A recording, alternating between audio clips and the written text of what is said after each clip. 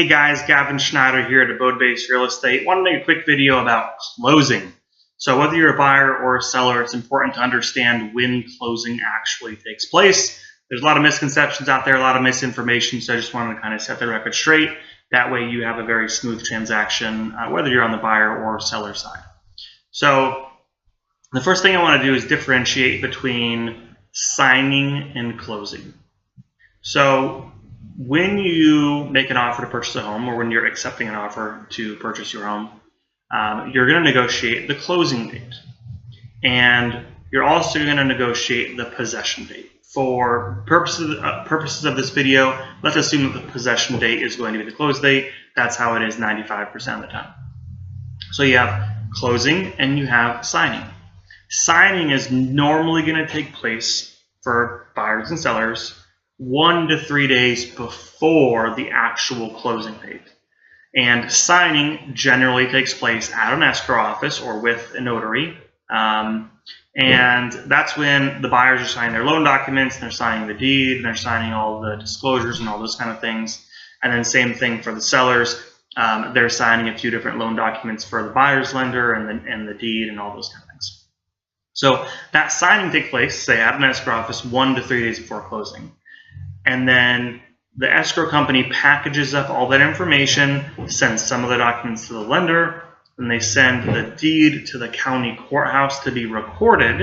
And when it records is based off of the purchase and sale agreement's closing date. So you might sign on a Wednesday, but the closing date, according to the purchase and sale agreement, says Friday. So the escrow office isn't going to record those documents at the county courthouse until Friday. Now, even if it records in the morning or in the afternoon, and the county actually gives us recording numbers to verify that it's been recorded, even if it records at noon, technically speaking, closing doesn't happen until 9 p.m. the day of closing day.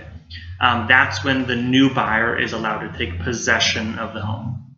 So you might sign, say, on a Wednesday, close Friday at 2 o'clock, and then the buyer gets possession legally at 9 p.m. If both parties want to negotiate a different time period for possession, that's perfectly fine. You can put in the purchase and sale agreement immediately upon recording, or say 5 p.m. the date of recording, if that makes both parties more comfortable.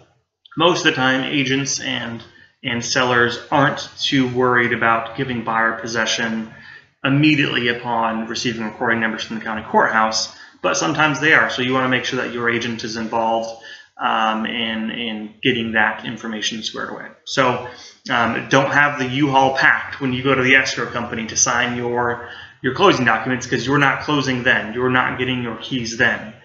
Right? You're getting your keys technically 9 p.m. the day of closing. More often than not, though, you can get them a couple hours before that. So hope that clears up any confusion.